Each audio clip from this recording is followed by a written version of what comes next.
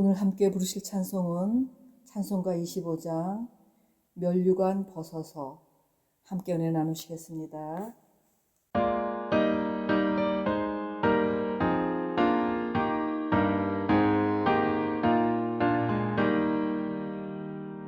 면류관 벗어서 주 앞에 들이세 저 천사 깊은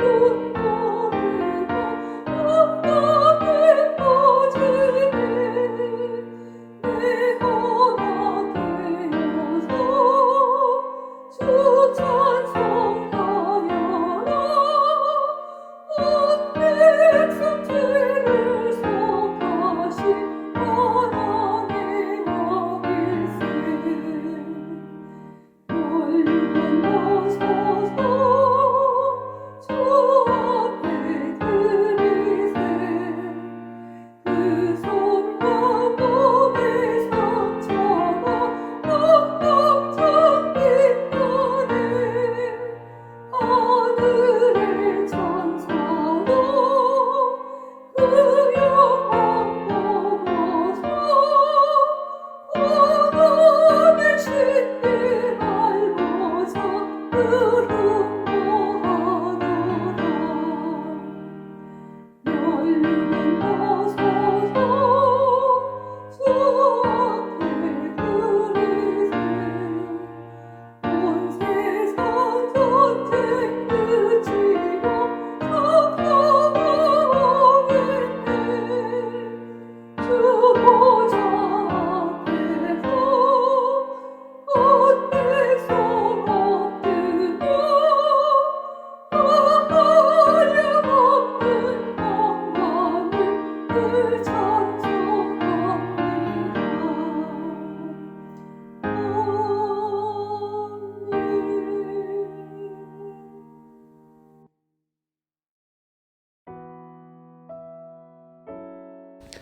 하나님 감사합니다.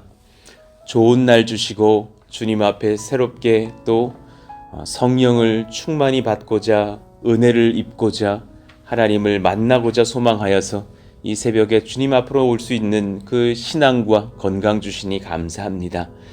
하나님께서 주시는 은혜를 따라서 또 사도행전의 말씀들을 하루하루 그렇게 살펴보는 중에 오늘 또 마지막 말씀들을 보게 하신 것도 감사합니다.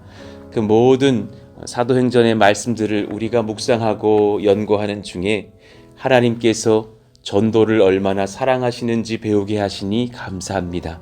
예수 이름의 권세를 우리가 의지하고 서는 인생 되는 것이 얼마나 복된 것인지를 깨닫게 하시니 감사합니다. 또 하나님 함께하며 공동체를 세워가며 성령의 말씀을 따라서 그렇게 지도를 받는 교회가 세워지고 확장되는 것이 얼마나 아름다운 일인지를 보게 하시니 감사합니다. 지난 2년여의 시간 속에서 또 하나님 사도행전의 교회와 같은 그런 저희들의 모습들로 빚어가 주시니 감사한데 하나님 이것이 실로 큰 은혜임을 고백합니다. 우리 가운데 하나님 오늘 우리들의 모습처럼 내일 더하게 하여 주시고 하나님의 말씀이 충만한 교회, 예수님이 드러나시는 교회, 또 전도가 일어나서 예수님 믿는 백성들이 초대되어지고 또 변화되어지는 교회, 남편과 아내와 자녀들과 부모님들과 한 가족 3대를 변화시켜가는 교회, 우리가 만나보지 못했던 장병들 또 이웃들에게도 담대히 예수님의 사랑을 증거할 수 있는 교회가 되게 하시기를 원합니다. 그래서 하나님 수년 지난 뒤에는 이곳에 예수 믿고 주님 앞에 구원을 얻은 백성들이 많게 하여 주시고 또 다른 지역 또 우리 후대들, 군 장병들, 우리 청년들, 우리 교회를 통하여서 사랑하시는 우리 성도들의 헌신과 기도를 통하여서 예수님 만나고 힘을 얻은 그런 후손들이, 후대들이 많이 일어나기를 바라고 원합니다. 하나님 군 장병들을 위해서 편지하자 하였더니 열심으로도 편지하고 또 어떤 분들은 다른 교회 성도님들이신데도 불구하고 또 그렇게 같이 많이 동참해 주셨던 것을 그렇게 편지를 선물들을 포장해 보면서 알게 되었습니다. 얼마나 감사한지요. 또 하나님 수십 명 여러분들 같이 그렇게 참여해 주시면서 열심으로 또 포장하여 주시고 짐도 나르고 청소도 하면서 애쓰고 수고하는 모습을 볼 때 참 이것이 사도행전이 말씀하시는 교회의 모습 아닌가 생각하면서 기뻐하고 감사했습니다. 하나님, 이 우리들의 첫 사랑의 마음들이 잘 지켜지게 하여 주시기를 원합니다. 교회가 하나님 앞에 날마다 견고해지고 겸비되게 하여 주시고 오히려 더 예전의 모습을 지켜가는 듯이 우리의 첫사랑을 지켜가면서 주님을 잘 섬겨드리는 우리 몸된 교회 되게 하여 주옵소서. 11월 18일이 수능날입니다. 수험생들이 이제 얼마 남지 않은 시간 공부하고 있고 사실은 지금이 어쩌면 더 집중을 잘 못할 때인지도 모르겠습니다. 주님께서 그 마음을 헤아려 주셔서 만나 주시고 사랑한다 말씀하시며 격려하시며 남은 시간들 영적 전쟁에서 승리하며 하나님 앞에 잘 감당하여서 공부하고 또 열매를 거둬들이는 그런 은혜의 시간 되게 하여 주옵소서. 동일하게 직장의 문을 두드리는 청년들, 자격증을 구하는 청년들, 또 여러 상황에서 또 하나님 앞에 엎드리고 또 가정을 세우고자 배필을 얻고자 기도하는 형제 자매들이 있사오니 하나님께서 그 앞길을 선하게 열어주셔서 하나님의 은혜의 만남들과 또 문들이 열리며 감사하는 시간들 이어지게 하여 주옵소서. 우리 사랑하시는 또 우리 작년의 성도님들 이렇게 계절이 바뀔 때에 아플 때가 많습니다. 하나님 머리부터 발끝까지 강건하게 회복시켜 주시고 기관지와 허리와 모든 근육의 통증들과 오장육부를 만지시며 작은 세포 하나라도 안 좋은 것은 깨끗하게 치료하시기를 원합니다. 심령의 우울함이 있습니까? 낫게 하여 주시고 하나님 주신 소망과 기쁨 가지고 서게 하여 주옵소서. 하나님, 오늘 우리가 말씀을 받을 때에 주님께서 임하셔서 우리에게 말씀하여 주세요. 예수님의 이름으로 감사하며 기도하옵나이다. 아멘. 우리 같이 암송하실 말씀 마태복음 18장 4절입니다. 읽고 암송하시죠. 그러므로 누구든지 이 어린아이와 같이 자기를 낮추는 사람이 천국에서 큰 자니라. 마태복음 18장 4절 말씀. 아멘. 자, 오늘 사도행전을 마지막 부분을 보겠습니다. 사도행전을 설교했던 107번째 설교가 되더군요. 우리 11절부터 31절까지 천천히 한 절씩 교독하겠습니다. 석 달 후에 우리가 그 섬에서 겨울을 난 알렉산드리아 배를 타고 떠나니 그 배의 머리 장식은 디오스구로라. 수라구사에 대고 사흘을 있다가 거기서 둘러가서 레기온에 이르러 하루를 지낸 후 남풍이 일어나므로 이튿날 보디올에 이르러 거기서 형제들을 만나 그들의 청함을 받아 이레를 함께 머무니라. 그래서 우리는 이와 같이 로마로 가니라. 그곳 형제들이 우리 소식을 듣고 아비오 광장과 트레이스 타베르네까지 맞으러 오니 바울이 그들을 보고 하나님께 감사하고 담대한 마음을 얻으니라. 우리가 로마에 들어가니 바울에게는 자기를 지키는 한 군인과 함께 따로 있게 허락하더라. 사흘 후에 바울이 유대인 중 높은 사람들을 청하여 그들이 모인 후에 이르되 여러분 형제들아, 내가 이스라엘 백성이나 우리 조상의 관습을 배척한 일이 없는데 예루살렘에서 로마인의 손에 죄수로 내준 바 되었으니 로마인은 나를 신문하여 죽일 죄목이 없으므로 석방하려 하였으나 유대인들이 반대하기로 내가 마지못하여 가이사에게 상소하며 내 민족을 고발하려는 것이 아니니라. 이러므로 너희를 보고 함께 이야기하려고 청하였으니 이스라엘의 소망으로 말미암아 내가 이 쇠사슬에 매인 바 되었노라. 그들이 이르되 우리가 유대에서 내게 대한 편지도 받은 일이 없고 또 형제 중 누가 와서 내게 대하여 좋지 못한 것을 전하든지 이야기한 일도 없느니라. 이에 우리가 너희 사상이 어떠한가 듣고자 하니 이 파에 대하여든 어디서든지 반대를 받는 줄 알기 때문이라 하더라. 그들이 날짜를 정하고 그가 유숙하는 집에 많이 오니 바울이 아침부터 저녁까지 강론하여 하나님의 나라를 증언하고 모세의 율법과 선지자의 말을 가지고 예수에 대하여 권하더라. 그 말을 믿는 사람도 있고 믿지 아니한 사람도 있어. 서로 맞지 아니하여 흩어질 때에 바울이 한 말로 이르되 성령이 선지자 이사야를 통하여 너희 조상들에게 말씀하신 것이 옳도다. 일러스되 이 백성들이 가서 말하기를 너희가 듣기는 들어도 도무지 깨닫지 못하며 보기는 보아도 도무지 알지 못하는도다. 이 백성들의 마음이 우둔하여져서 그 귀로는 둔하게 듣고 그 눈은 감았으니 이는 눈으로 보고 귀로 듣고 마음으로 깨달아 돌아오면 내가 고쳐줄까 함이라 하였으니 그런즉 하나님의 이 구원이 이방인에게로 보내어진 줄 알라. 그들은 그것을 들으리라 하더라. 바울이 온 이태를 자기 셋집에 머물면서 자기에게 오는 사람을 다 영접하고 하나님의 나라를 전파하며 주 예수 그리스도에 관한 모든 것을 담대하게 거침없이 가르치더라. 아멘. 자, 누가는 로마로 가는 바울의 여정을 상당히 상세하게 기록을 합니다.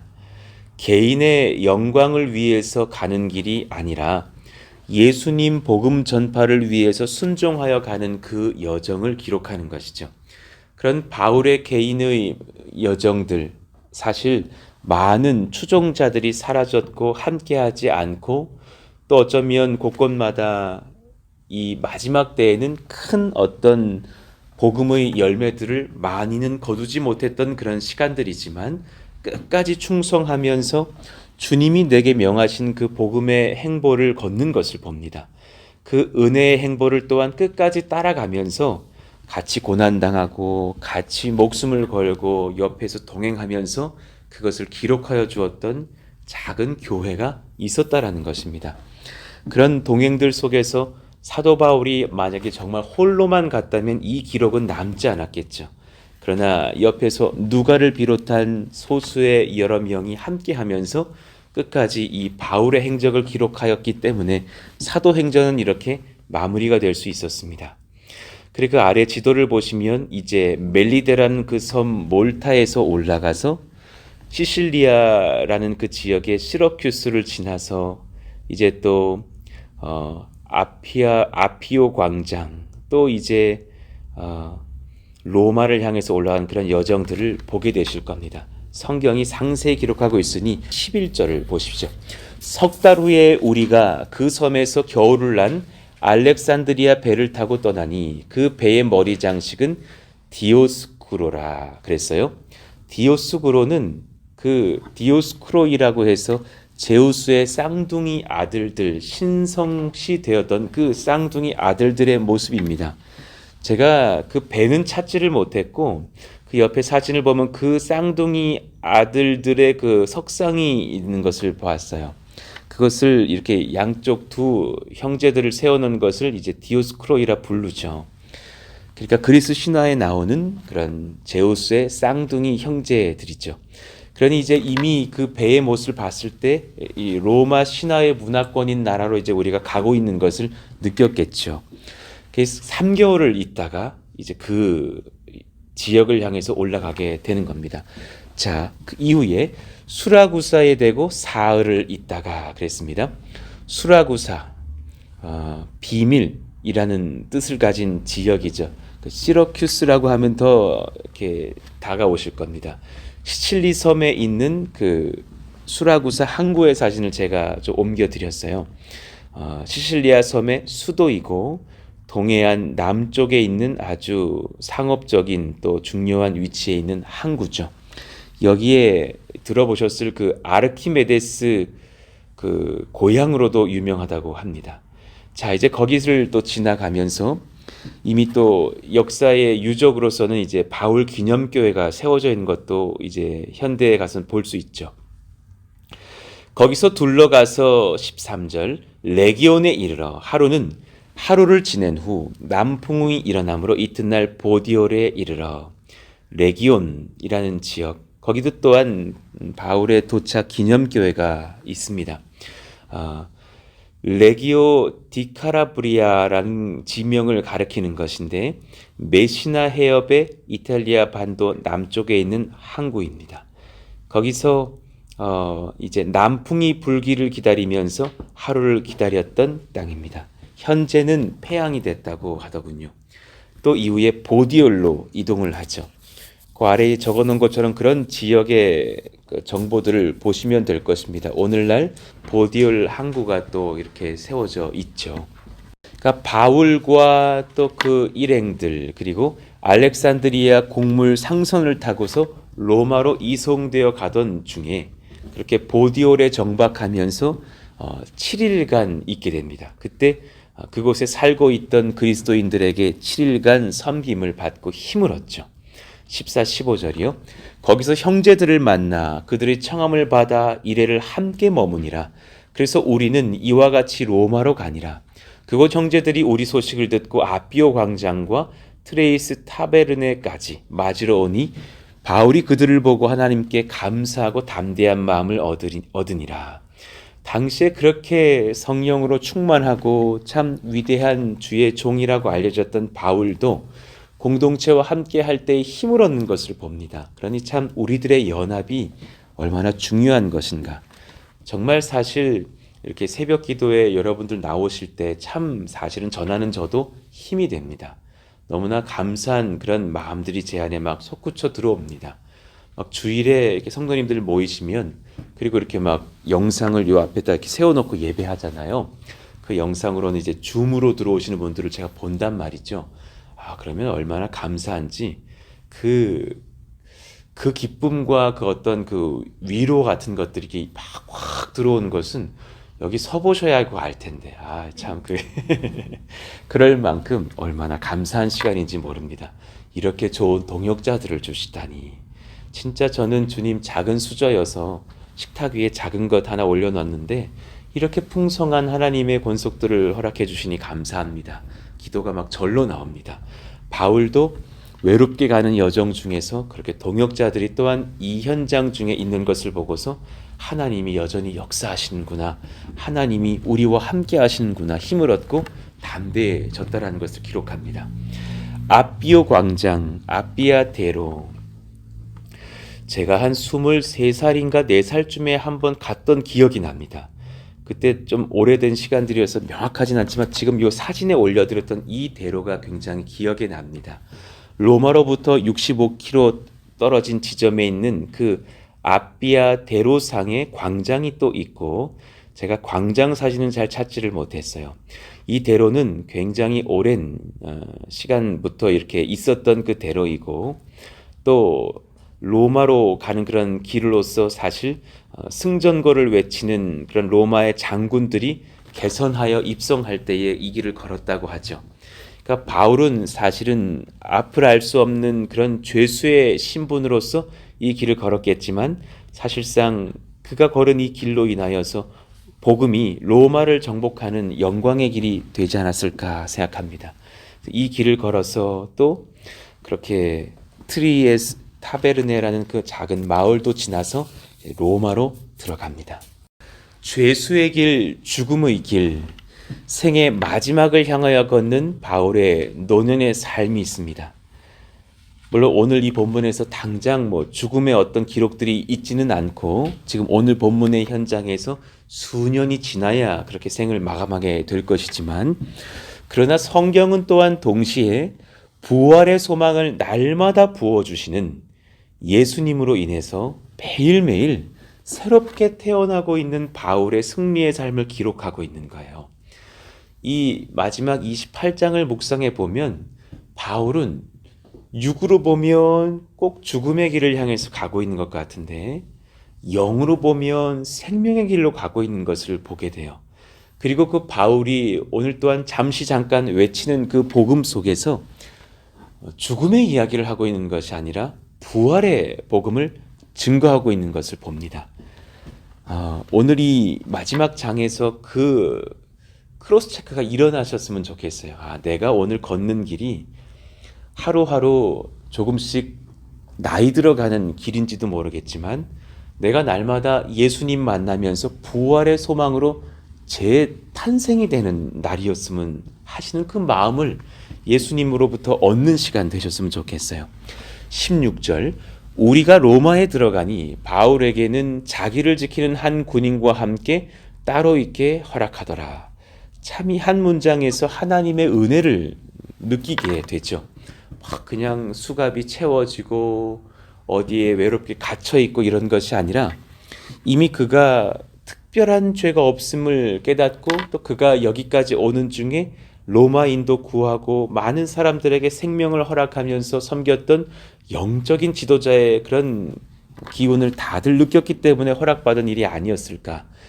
동행하는 군인 한 명과 함께 거류할 수 있고 또 어느 일정 지역에 어떤 제한은 있었겠지만 만나는 누군가에게 다 말할 수 있고 복음 전할 수 있는 그런 인도와 허락을 받았다라는 것. 이것도 하나님의 은혜가 아니겠습니까? 사흘 후에 바울이 유대인 중 높은 사람들을 청하여, 그러니 본인이 어디를 갈 수는 없었을 것이고 그들을 오히려 청합니다. 바울이 로마에 도착해서 제일 먼저 한 일이 바로 이것이었습니다. 유대인 중에 지도자급을 초청하는 것.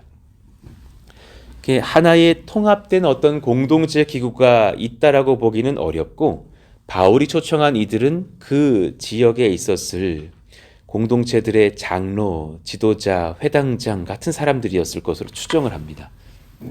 그들이 이렇게 모여서 사실 바울에 대해서 이렇게 처음 알게 되는 장면이 되죠. 그러니까 로마에 있는 유대인들에게 바울은 사실 지금 많이 알려져 있지 않았습니다. 그들이 뭐라 말합니까? 모인 후에 이르되 여러분 형제들아, 내가 이스라엘 백성이나 우리 조상의 관습을 배척한 일이 없는데 예루살렘에서 로마인의 손에 죄수로 내준 바 되었으니, 그러니까 사도 바울이 자기가 어떻게 해서 여기까지 압송되어져 왔는지에 대한 그 경위를 설명하고 있는 거예요. 지금 자신은 유대인을 거스른 적이 없다. 유대인의 관습을 무시하고 반대한 일도 오히려 없었다. 반대로 유대인들이 자기에게 거짓 누명을 씌워서 혹은 급습하여서 죽이려고 하는 그런 위험 속에서 오히려 로마 병사들의 보호를 받으면서 여기까지 오게 됐다는 것을 이야기합니다. 자, 그러면서 18절 19절을 먼저 보시죠. 로마인은 나를 신문하여 죽일 죄목이 없으므로 석방하려 하였으나 유대인들이 반대하기로 내가 마지 못하여 가이사에게 상소하며 내 민족을 고발하려는 것이 아니니라. 지금 본인이 유대인들을 미워한다던가 그런 대상들, 당신들에게 내가 억한 마음이 있어서 지금 당신들을 고발하려고 로마에 온 것이 아니라 나는 정말 항소하고 상소하면서 스스로를 지켜가면서 하나님의 명을 따라서 여기로 온 것이다. 지금 사실 이들에게 복음 전하려는 그 마음의 준비를 하고 있는 찰나이기 때문에 내가 당신들에게 아무런 그런 나쁜 마음이 없고 선한 마음뿐입니다 라고 말을 하면서 자기를 소개하고 있는 거죠. 잠시 뒤에 복음 전하는 그 내용을 만나겠지만 성도의 소망의 원천은 부활의 소망이라는 것을 알게 돼요. 바울은 여기서 그 부활의 복음을 전하거든요. 성도의 소망의 원천이 무엇일까? 여러분 가만히 묵상해 보시면 예수 믿는 사람의 소망은 부활 신앙입니다. 부활이 없다면 저희들은 여기 올 이유가 정말 없습니다. 2층 올라가셔서 초콜릿 포장할 이유 진짜 없습니다. 우리 부활 소망 때문에 그 기쁨을 우리 흘리려고 예수님을 전하는 것입니다. 얼마나 감사합니까? 우리는 천국 소망을 갖고 있는 사람입니다. 나중에 거기 가서 우리 만나면 얼마나 감동적일까요? 얼마나 감사할까요? 하나님의 기쁨이 막 넘칠 것입니다. 우리는 그런 백성들입니다. 그래서 희생도 하고 원망도 받으면서도 전도도 합니다. 그리고 그 누군가가 그래 우리 백선화 권사님의 간증처럼 말씀 나눔처럼 막 변화되었을 때 막 이렇게 나는 우리 권사님 말씀을 들으면서 내 소망을 얻었다니까요. 본인이 그렇게 뭐 이렇게 별로 반응 안 하셨더라고. 복음 받아 전에 들으셨을 때는. 그러나 하나님이 그를 만나실 때는 정말 그 누구도 말릴 수 없는 하나님의 딸이 되는 것이 아닙니까? 그것이 참 전도의 권위고 하나님의 은혜구나. 그런 담대한 마음으로 우리가 복음 전하고 그 누군가가 죽게 변화되어서 돌아올 때 그 부활의 기쁨이 얼마나 큰 것일까. 그도 살고 우리도 살고 하나님의 능력을 입는 교회가 부활의 소망으로 가득 찰 수 있기를 원합니다. 예수님 만난 사람 부활 소망으로 삽니다. 그 평안과 기쁨을 정말 그 누구도 빼앗을 수가 없습니다. 누가복음 23장 34절에 예수님께서 뭐하라 말씀하십니까? 이에 예수께서 이르시되 아버지 저들을 사하여 주옵소서 자기들이 하는 것을 알지 못함이니이다 하시더라. 정말 그렇게 용서를 구할 수 있는 기도도 할 수 있는 이유가 뭡니까? 부활 소망이 있기 때문이죠. 하나님의 아들도 그렇게 부활의 소망 가지고 용납하며 용서하시면서 십자가를 감당하셨죠. 20절, 자 바울의 설교를 이어가 볼게요. 이러므로 너희를 보고 함께 이야기하려고 청하였으니 이스라엘의 소망으로 말미암아 내가 이 쇠사슬에 매인 바 되었노라. 이스라엘의 소망으로 말미암아서 내가 이 환난도 감당했다 그럽니다. 여기서 소망이 무엇일까 연구해 보자고요. 자, 바울이 말했던 모든 표현 속에서의 소망은 거의 항상 부활의 소망을 말씀합니다. 공의회에서도 벨릭스 앞에서도 또 왕들 앞에서도 총독 앞에서도 그렇게 소망을 이야기할 때 항상 부활의 소망, 이스라엘의 소망이란 예수님 안에서 일어날 죽을 자의 부활에 대한 소망을 말씀하는 것을 깨닫게 됩니다. 자, 몇 가지 말씀들을 우리가 보면서 예수님이 허락하시는 그 부활 소망이 얼마나 귀한 것인지를 묵상해 보시죠. 사도행전 23장 6절 바울이 그중 일부는 사두개인이요 다른 일부는 바리새인인 줄 알고 공회에서 외쳐 이르되 여러분 형제들아 나는 바리새인이요 또 바리새인의 아들이라 죽은 자의 소망 곧 부활로 말미암아 내가 신문을 받노라. 내가 신문까지 받아도 감사할 수 있는 이유는 나는 소망이 한 가지 있다. 그것은 부활의 소망입니다. 당신들도 예수님 만나서 부활의 소망 얻으시기를 원합니다. 사도행전 24장 15절 그들이 기다리는 바 하나님께 향한 소망을 나도 가졌으니 곧 의인과 악인의 부활이 있으리라 함이니이다. 억울한 사람 하나도 없이 전능하신 심판자께서 쓰셔서 모든 사람들을 부활시키사 의인들은 하나님의 나라로 악인들은 심판받을 지옥의 땅으로 보내신다라는 그 믿음을 가지고 그는 의도 지키고 사랑도 지키는 것을 봅니다. 베드로전서 1장 3절에 베드로 사도가 무엇이라 말씀합니까? 우리 같이 읽어봐요. 우리 주 예수 그리스도의 아버지 하나님을 찬송하리로다. 그의 많으신 긍휼대로 우리 예수 그리스도를 죽은 자 가운데서 부활하게 하심으로 말미암아 우리를 거듭나게 하사 산 소망이 있게 하시며 아멘입니다. 베드로 사도가 그의 복음서 그의 편지를 시작하는 그 초미에 이렇게 기록을 하는 거죠. 내가 산 소망을 가지고 너희들에게 이 사랑의 편지를 쓴다. 그것이 가능한 이유는 예수께서 우리를 위하여서 가장 먼저 죽고 부활하셨기 때문이다. 이 은혜의 복음을 여러분 의지하시면서 오늘 하루도 힘을 내시고 소망 얻으시기를 원합니다. 우리는 헛되게 사는 사람들이 아닙니다. 예수께서 오직 자신에게만 부활의 권세가 있다고 하셨습니다. 부활의 주님 믿은 우리들도 죽음 이후에 부활할 것입니다. 요한복음 11장 25, 6절 예수께서 이르시되 나는 부활이요 생명이니 나를 믿는 자는 죽어도 살겠고 무릇 살아서 나를 믿는 자는 영원히 죽지 아니하리니 이것을 내가 믿느냐. 아멘입니다. 그렇습니다. 사도행전의 초대교회가 사도를 충원했었죠. 그래서 마띠아를 뽑잖아요. 왜 뽑았는지를 성경은 기록하는데 예수 부활의 증인 세우고자 세웠답니다. 그만큼 복음의 핵심은 예수의 부활이십니다. 사도행전 1장 22절 우리 같이 읽어봐요. 항상 우리와 함께 다니던 사람 중에 하나를 세워 우리와 더불어 예수께서 부활하심을 증언할 사람이 되게 하여야 하리라 하거늘. 그렇습니다. 그래서 그들은 마띠아를 뽑고 다시금 12사도를 충원한 뒤에 예수님의 부활하심을 담대히 전했죠. 사도들이 성령의 충만과 권능으로 복음 전하게 될 때에 항상 그들이 외쳤던 그 복음의 중심에 예수님 부활이 있었습니다. 사도행전 4장 33절 사도들이 큰 권능으로 주 예수의 부활을 증언하니 우리가 큰 은혜를 받아. 그러니 여러분 어디서 누군가에게 복음 전하실 때에 예수님 부활을 전하시기를 원합니다. 그 부활 복음에 권세가 있습니다. 어떤 종교도 그것을 알려주지 못하거든요. 사도 바울의 이방인 선교, 이 복음 증거의 핵심 역시 예수님의 부활이었습니다. 어디를 가든지 사도 바울은 예수님이 계신데 그분은 우리에게 부활을 허락하신다. 그분이 가장 먼저 죽음에서 부활하신 하나님의 아들 우리의 그리스도이십니다. 증거했다라는 거예요. 사도행전 17장 18절 어떤 에피쿠로스와 스토아 철학자들도 바울과 쟁론할세 이들은 무슨 논리를 가지고 설교하는 사람인 줄 알았겠죠.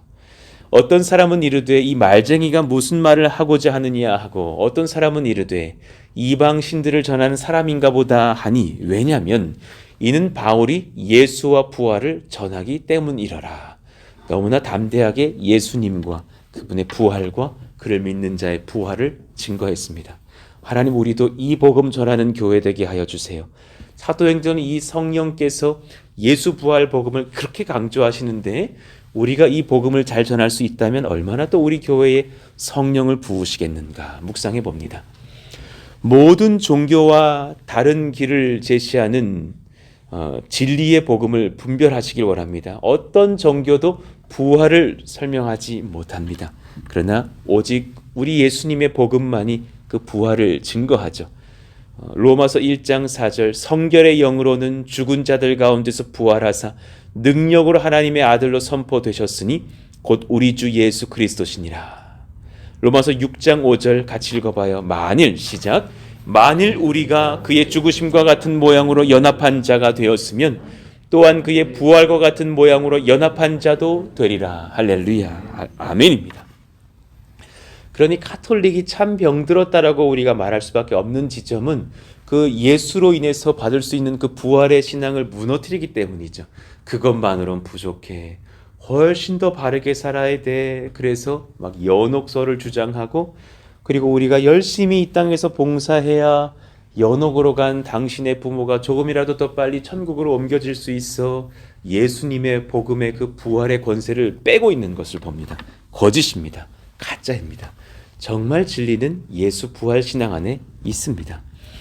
자, 21절이요. 그들이 와 이르되 우리가 유대에서 내게 대한 편지도 받은 일이 없고 또 형제 중 누가 와서 내게 대하여 좋지 못한 것을 전하든지 이야기한 일도 없느니라. 바울을 지금 모르는 거죠. 로마에 있던 유대인들이 바울을 잘 몰랐습니다. 아마 아래에 제가 기록해 놓았던 그런 이유들 때문이었을 거예요. 그 유대인들이 예루살렘에서 로마까지 더 전하려고 해도 지금 뭐 이 사람들도 이런저런 막 풍랑 속에서 거의 죽다시피 하여서 도착하는 그런 로마 행인데 거기까지 전달할 열심히 있을 그런 거짓 유대인들이 없었을 것이고 또한 글라우디오 유대인 추방령이 있었거든요. 이후에 로마에 돌아오는 사람들이 있었다고 해도 그들이 본국에서부터 돌아오는 예루살렘에서 오는 사람들이라기보다는 가까운 지역에 있다가 흩어져 돌아오는 디아스포라 유대인들이었을 것입니다. 그렇기 때문에 바울을 거의 알지 못했죠. 자, 이에 우리가 너희 사상이 어떠한가 듣고자 하니 이 파에 대해서는 어디서든지 반대를 받은 줄 알기 때문이라 하더라. 너가 어디를 가든지 하여튼 반대를 많이 당했다라는 것은 내가 들었는데 너의 사상을 내가 듣기를 원한다. 그 사상이라는 단어요. 너의 생각, 너의 판단. 그러나 지금 사실 바울은 바울의 생각 말하려는 것이 아니라 말씀의 진리를 전하려고 하는 것이죠. 그들이 날짜를 정하고 그가 유숙하는 집에 많이 오니 아이고 하나님의 은혜입니다. 유대인들이 많이 모였다고 합니다. 바울이 아침부터 저녁까지 강론하여 하나님의 나라를 증언하고 모세의 율법과 선지자의 말을 가지고 예수에 대하여 권하더라. 이 구약의 말씀이 얼마나 예수님을 향하고 있는 것인지를 또 담대히 강론하니 그의 모습이 오늘 죄수의 모습이 아니요 정말 하나님의 말씀에 붙잡힌 사도요 정말 사역자의 모습이 아닙니까? 시편 110편 2절에서 4절 같은 그런 말씀들 인용하지 않았을까 저는 묵상이 돼서 한번 적어봤어요. 여호와께서 시온에서부터 주의 권능의 귤을 내보내시리니 귤을 뻗치시리니가 아니라 그 귤을 예수님으로 비유하여서 내보내신다 하셨어요. 주는 원수들 중에서 다스리소서 원수들을 아니라 원수들 안으로 들어오셔서 다스리신다라는 예언의 말씀이에요. 그러니 그 주님을 만나는 그 백성들이 변화될 것이다. 3절 주의 권능의 날에 예수님이 임하신 그 역사의 현장 중에 주의 백성이 거룩한 옷을 입고 즐거이 헌신하니 새벽 이슬 같은 주의 청년들이 주께 나오는도다. 그 누구를 만났기 때문에 그렇게 주의 청년들로 다 변모된 것입니까? 4절 여호와는 맹세하고 변하지 아니하시리라 이르시기를 너는 예수님이십니다. 멜기세덱의 서열을 따라 영원한 제사장이라 하셨도다. 이런 수많은 예언들이 구약에 있었기 때문에 그 말씀들 중에 여러 가지를 인용하면서 그 예언에 합당하신 분이 오셨는데 우리를 위해서 죽고 부활하신 예수님이세요. 담대하게 전하였을 겁니다. 그러니 그 말씀을 듣고 반응하는 사람들이 일어납니다. 24, 5절 그 말을 믿는 사람도 있고 믿지 아니하는 사람도 있어. 서로 맞지 아니하여 흩어질 때에 바울이 한 말로 이르되 성령이 선지자 이사야를 통하여 너희 조상들에게 말씀하신 것이 옳도다. 그러면서 바로 이사야 6장 9, 10절을 인용하였어요. 일렀을 때 이 백성에게 가서 말하기를 너희가 듣기는 들어도 도무지 깨닫지 못하며 보기는 보아도 도무지 알지 못하는도다. 그러니 믿는 사람보다는 거절한 사람들이 더 많았었던 것을 추측해봐요. 이 백성들의 마음이 우둔하여져서 그 귀로는 둔하게 듣고 그 눈은 감았으니 이는 눈으로 보고 귀로 듣고 마음으로 깨달아 돌아오면 내가 고쳐줄까 함이라 하였으니 그런즉 하나님의 이 구원이 이방인에게로 보내어진 줄 알라. 그들은 그것을 들으리라 하더라. 아멘입니다. 오히려 그 현지의 땅의 유대인들은 또 소수는 믿으나 다수는 돌아갔고 그 복음이 또 로마에 있는 로마 사람들에게 이방인들에게 전파되어지는 것이 아니겠습니까? 그리고 그 바울은 이제 그 죄수의 신분으로서는 온 이태를 또 2년입니다. 그렇게 만 2년 정도를 자기 셋집에 머물면서 자기에게 오는 사람을 다 영접하고 하나님의 나라를 전파하며 주 예수 그리스도에 관한 모든 것을 담대하게 거침없이 가르치더라. 아멘입니다. 제가 가장 사랑하는 성경의 말씀 장절 중에 하나가 이 마지막 31절인데요. 제 목회의 모토이기도 합니다. 하나님, 복음이라면 담대하게 거침없이 전하게 해주세요. 하나님의 말씀이라면 제 생각 말고요. 주의 복음의 말씀 담대하게 거침없이 가르치는 교회가 되게 해주세요. 그런 사도 바울의 모습을 보면서 우리가 또한 이 성령의 교회로서 본받기를 원합니다. 말씀을 이제 정리해 봅니다. 사도행전 바울의 로마에서의 선교를 기록하면서 이렇게 마무리가 되죠. 복음 전도자의 인생의 비전과 자세가 참 이 마지막 말씀에 등장하고 있습니다. 하나님의 나라를 담대하게 거침없이 가르쳤던 그런 사도 바울과 초대교회 성도들의 모습을 봅니다. 그리고 나서 이제 이 2년 속에서 사실은 재판이 일어나지 않았다는 것을 추측하게 돼요. 재판이 2년 동안 열리지 않고 연기되었거나 판결이 지연되었음을 뜻합니다. 그래서 나중에 많은 성경 연구자들의 생각으로는 결국은 결석 재판이 되어서 너무나 재판이 연기가 되어서 무죄 판결을 받아서 석방되지 않았을까. 그 당시에는 그러니 이 시간을 그러니까 AD 61년에서 63년 정도의 사이로 보게 됩니다. 그리고 나서 이제 황제가 참 그 심보가 변하는 그런 지경이죠. 네로 황제였거든요. 이제 결국은 사도 바울은 로마에서 순교를 하게 돼요. 예상컨대 AD 67년 전후 정도를 예상합니다. 사도 바울은 결국은 그렇게 순교를 하게 되는데 그 아래에 제가 이렇게 좀 인용한 글귀를 보시면 로마에 다시 2차로 투옥되는 일이 있었을 것이라고 추측을 합니다. 그리고 마지막 편지인 디모데후서 기록을 AD 67년경쯤 남긴 것을 봤을 때에 그때까지는 살아있었을 것이다. 그리고 디모데를 간절히 보고 싶어 하면서 면회 와 달라고 하고 겨울 오기 전 자신의 겉옷과 가죽에 싼 책, 성경책을 가지고 오라고 했죠. 이때가 이제 두 번째 투옥의 시기로서 추정을 하는 거예요. 그때 당시 무슨 일이 있었냐면 로마 황제 그 네로가 소위 내가 가이사에게 가겠다던 그 가이사가 네로거든요. 64년경에 로마에 불을 지릅니다. 그리고 나서 기독교인들의 소행이라고 발표해서 많은 기독교인들이 순교를 당하고 죽고 하죠. 그 네로의 박해 때에 아마도 추론컨대 또 항소를 하였던 로마 시민권을 이용하여서 정말 네로도 만날 수 있었지 않았을까 추정을 하지만 기록되어져 있지는 않습니다. 그러나 정말 그렇게 최선을 다해서 복음을 전하다가 로마 서부 오스티안 길에서 참수형을 당하면서 죽게 되는 것으로 알려집니다. 저도 정말 가봤던 이 현장이었던 기억이 나는데요. 거기에 가면은 이제 아마 들어보신 분들이 계실 거예요. 새 분수 수도원이 있어요. 그러니까 그것은 약간 조금 미신적인 얘기죠. 바울이 목이 잘려서 머리가 3번 튕겨져 내려왔다고 하는 것인데 거기마다 분수가 쏟았다 하여서 그렇게 이름이 되어 있는데 제가 이렇게 가봐도 그게 좀 팩트이기는 어렵습니다. 너무 이렇게 분수 사이가 멉니다. 그건 거의 머리가 뭐 날아갔다는 얘기입니다. 그거는 이제 거의 그렇게는 어려울 것 같고 그러나 그것이 좀 신화적으로 바꾼 어떤 나중에 이제 카톨릭의 행태였지 않았을까 생각은 들어요. 그 모습을 보시면 이제 거기 안에 그렇게 다 이렇게 뭐 여러 가지 작품들도 있지만 실제로 추정컨대 로마의 네로에 의해서 목이 잘려서 참수를 당한 그 기둥이 그렇게 있다고 전해져 있죠. 거기 이렇게 도끼 자국도 선명하게 남아 있습니다. 그렇게 바울은 순교를 당하죠. 그러나 정말 이제 수년 지나고 나서 로마에 많은 복음화가 일어나고 이제 정말 더 많은 시간이 지나고 나서는 국교화도 되는 것을 보지 않습니까? 자, 디모데후서 4장 8절의 말씀을 묵상해 보면서 오늘 이 사도행전을 마무리하시죠.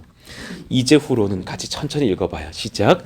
이제후로는 나를 위하여 의의 면류관이 예비되었으므로 주 곧 의로우신 재판장이 그날에 내게 주실 것이며 내게만 아니라 주의 나타나심을 사모하는 모든 자에게도니라.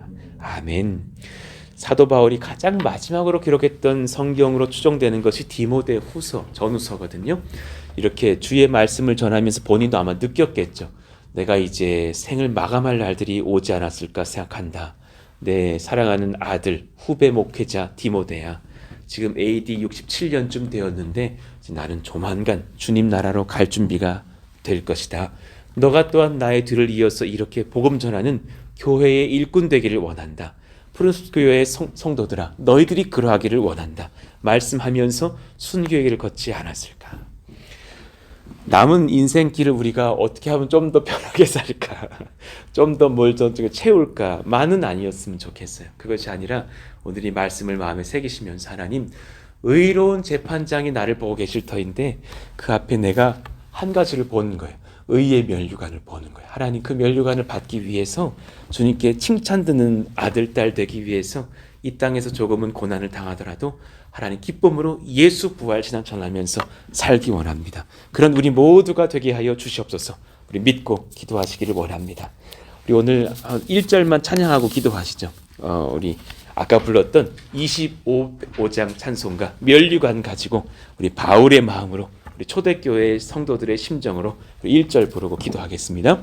면류관 가지고 주 앞에 드리세 저 천사 기쁜 노래가 온 땅에 퍼지네 내 혼하게 여서 주 찬송하여라 온 백성 죄를 속하신 만왕의 왕일세. 아멘. 그 만왕의 왕께서 우리의 심령 안에 늘 좌정하셔서 부활의 능력 주시기를 원합니다. 오늘 또 위에서 기도해 주실 때에 이런 교회 되게 달라고 뜨겁게 기도해 주시기를 원하고 우리의 군선교가 예수 부활을 기쁨으로 전하는 그런 선교가 되게 달라고 기도해 주시기를 원합니다.